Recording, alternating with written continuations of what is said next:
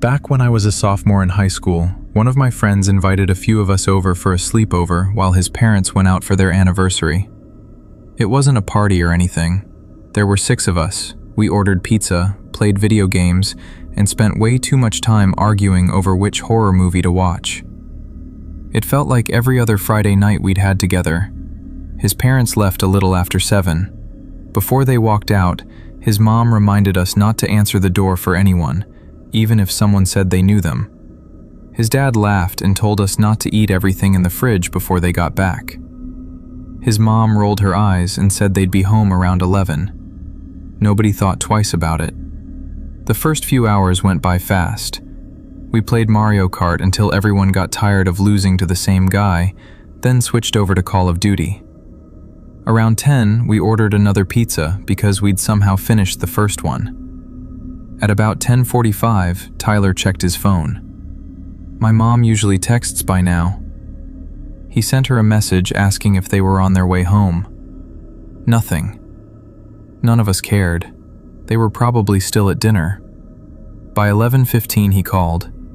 It rang for a while before going to voicemail. He shrugged and said they were probably driving. We went back to watching a movie. Around 11:40, Tyler called again. Still nothing. That was the first time I noticed he looked a little worried. Not scared, just confused. His parents were the kind of people who always answered, even if it was just to say they'd be late. We tried making jokes about it. Maybe they stopped for dessert. Maybe they were watching a late movie.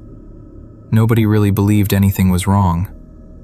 Just after midnight, we paused the movie because someone thought they heard a car pull into the driveway. We all listened for a second. Nothing. Then we heard it. The front door handle. It turned slowly. Just once. Like someone was checking if the door was unlocked. Tyler smiled. That's probably them. He walked over and looked through the peephole. Then he just stood there. What? I asked. No one's there. He opened the door anyway. The porch was empty. The driveway was empty too. We figured someone had the wrong house. It was weird, but that was about it. We locked the door again and went back downstairs. Maybe 20 minutes later it happened again. This time it wasn't the front door. It was the sliding glass door leading to the backyard. You could hear the handle move for a couple of seconds. Not hard enough to force it open, just enough to tell someone was trying it. Nobody said a word. We all looked at each other. Tyler grabbed a flashlight from the kitchen and turned on the backyard light. Nothing. The yard was completely empty. The fence gate was still closed. Our mood changed after that. The movie stayed on, but nobody was paying attention anymore. Every few minutes, someone would look out one of the windows. At around 1:20 in the morning, Tyler's phone finally rang. He answered before it finished the first ring. It wasn't his mom. It was a police officer. There had been a car accident just outside town. His parents were okay, but his dad had broken his arm and his mom had a concussion. They'd been taken to the hospital around 9:30. The officer said both of their phones had been damaged in the crash and they hadn't been able to contact anyone until then. Tyler looked completely lost. He thanked the officer, hung up, and told us what happened. Nobody spoke for a few seconds. Then one of my friends quietly asked the question all of us were already thinking. If they were at the hospital, who was at the house? The police sent another officer to stay with us until Tyler's aunt arrived. He walked around the outside of the house with a flashlight while we watched through the windows. After a few minutes, he called another officer over. They disappeared behind the detached garage. When they came back, Tyler asked if they found anything. The older officer hesitated before answering. There was someone back there. He pointed toward the far corner of the yard. Hidden behind the garage was an old folding chair. Next to it was an empty bottle of water, a half-finished pack of crackers, and several cigarette butts that were still warm. From that spot, You could see straight through the living room window, right where we'd been sitting all night. The officer asked us one last question. "Did any of you look out this window before we got here?" We all shook our heads. He nodded once. I didn't think so. Tyler's aunt picked us up about 20 minutes later. None of us stayed the night. A couple of weeks after everything happened, Tyler's dad installed security cameras around the house. Nothing like that ever happened again. Whoever had been sitting behind that garage never came back. At least, not while anyone was watching.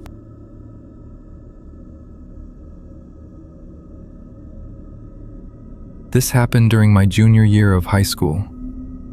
One of my friends, Jake, invited a few of us over for a sleepover while his older brother was away at college. His parents were home, but they usually stayed upstairs and left us alone as long as we weren't being too loud. There were 5 of us that night. We ordered pizza, spent a couple of hours playing NBA 2K, then switched to random horror videos on YouTube. It was honestly one of the most normal nights I can remember. One of my friends, Ethan, seemed a little distracted the whole time. He'd just gone through a breakup a few days earlier, so every now and then we'd catch him staring at his phone. We gave him a hard time about it, but he laughed it off. Around 1 in the morning, we turned the TV down and put on a movie that none of us were really paying attention to. One by one, everyone started falling asleep in the living room. I don't know what time it was when I woke up. The room was dark except for the light coming from the TV menu. I remember hearing footsteps. Slow ones. Bare feet on hardwood. I opened my eyes just enough to see someone walking toward the front of the house. I figured it was Ethan going to get a drink or use the bathroom. I rolled over and went right back to sleep. The next morning, Jake's dad was already making breakfast when we came upstairs. He looked at all of us and asked a question that caught everyone off guard. "Which one of you went outside last night?" Nobody answered because none of us had. Jake laughed and said he was probably thinking of the neighbors. His dad shook his head. "No, one of you definitely went outside." He told us he'd gotten a motion alert from the doorbell camera a little after 3 in the morning. At first, he thought it was someone trying to break into the house. Instead, he watched one of us open the front door, walk down the driveway barefoot, and stop in the middle of the street. He didn't move for almost 4 minutes. Then he turned around, came back inside, locked the door, and went back downstairs. We all looked at each other. Jake asked if he still had the video. His dad nodded. A minute later, we were all standing around his phone. The person in the video was Ethan. He was wearing the same gray hoodie and black sweatpants he'd fallen asleep in. He slowly walked down the driveway like he knew exactly where he was going. When he reached the middle of the street, he stopped. He wasn't looking at the sky. He wasn't looking at the ground. He was staring at one particular house at the very end of the block. He stayed completely still. No phone, no flashlight, nothing. Then, without doing anything else, he turned around and walked back inside. Nobody said a word. Jake finally looked over at Ethan. "Dude, what were you doing?" Ethan looked genuinely confused. "I don't know what you're talking about." Jake handed him the phone. He watched the entire clip without saying a single word. When it ended, he quietly said, "I swear, I don't remember any of that." His face had completely changed. He wasn't embarrassed. He looked scared. Jake's parents figured he'd probably been sleepwalking. Apparently, it wasn't that uncommon. The rest of us joked about it for a while, and by the afternoon, everyone had gone home. A couple of weeks later, I noticed Ethan stopped coming to school. At first, I thought he was just sick. Then a week turned into 2. I texted him a few times. Nothing. Eventually, I stopped trying. A few months later, I ran into his mom at a grocery store. She recognized me and asked how school was going. Before we said goodbye, I asked how Ethan was doing. She smiled, but it looked forced. "He's getting better." I asked what had happened. She was quiet for a few seconds before answering. "We've been taking him to a sleep specialist." I nodded, figuring the sleepwalking had gotten worse. Then she said something I'll never forget. That wasn't the first time we found him standing outside in the middle of the night. I asked what she meant. She looked down at her shopping cart before answering. It was just the first time. He wasn't standing outside our own house. I didn't know what to say. She gave me a small smile, wished me a good day, and walked away. I never asked any more questions. Ethan transferred schools before the next semester started. I haven't seen him since. But every now and then, I'll remember that doorbell video. Not because he was sleepwalking, but because of the way he stood there in the middle of the street, completely still, staring at a house he'd never been to before. This happened during my senior year of high school. One Friday night, my friend Ryan invited a few of us over for a sleepover after our football game. We'd been planning it for weeks, so by the time we got to his house, everyone was exhausted but still too wired to go to sleep. There were 5 of us. Ryan's parents ordered pizza, his mom brought down a bunch of snacks, and we spent the next few hours playing video games and talking about school.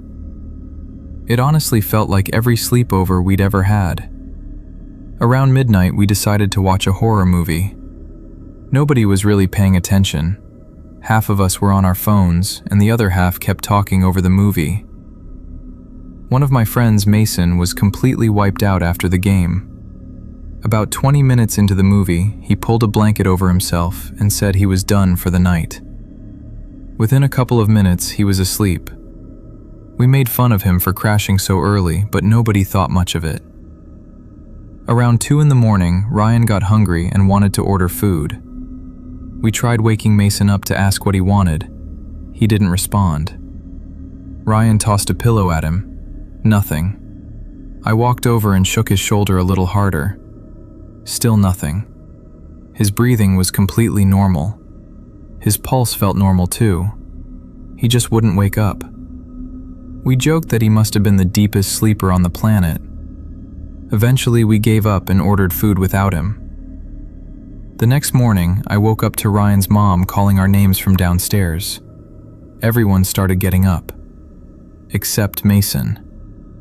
Ryan nudged him. Nothing. His older brother tried.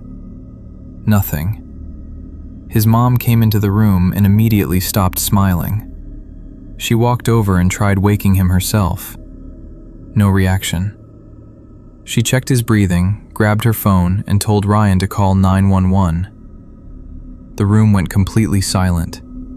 None of us knew what was happening. It felt like forever, but it was probably only a few minutes before we heard sirens getting closer. Then, completely out of nowhere, Mason took one long breath. His eyes opened. He sat straight up. He looked around the room like he'd never seen it before.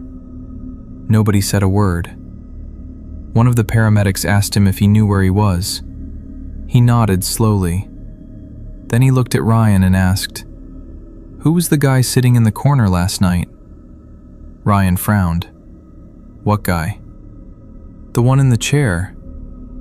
There wasn't a chair in that corner, just a floor lamp. Mason kept looking at the same spot. "I thought he was your uncle or something." We all looked at each other. Ryan told him there hadn't been anyone else in the room. Mason laughed. "No, he was there all night." The paramedics asked him what he meant. He said every time he opened his eyes during the night, the man was still sitting there, just watching us. He described him without hesitating. Late 40s, short beard, dark jacket, a thin scar running across his left cheek. his hands folded in his lap. He said the man never spoke, never moved. He just watched. The paramedics assumed he'd had some kind of unusually vivid dream. After checking him over, they suggested Ryan's parents take him to the hospital just to be safe. Every test came back normal. A few weeks later, Ryan's family started remodeling the upstairs. While cleaning out a storage closet, his dad found a small photo album that had been left behind by the previous owners. Most of the pictures were just ordinary family photos: birthday parties, Christmas, backyard barbecues. Then Ryan sent our group chat a picture of one page. It showed the upstairs hallway before the house had been renovated years earlier. One of the bedroom doors was open. Inside the room, in the far corner, there was an old wooden chair. Sitting in it was a man. Short beard, dark jacket, a scar running across his left cheek. Ryan texted us one sentence: "I've never seen this picture before today." I still have that screenshot saved on my old phone. Maybe Mason really was dreaming. Maybe the description was just an unbelievable coincidence. I honestly don't know. All I know is that none of us ever spent another night at Ryan's house. And whenever someone brings up sleepovers from high school, that's the only one anyone remembers.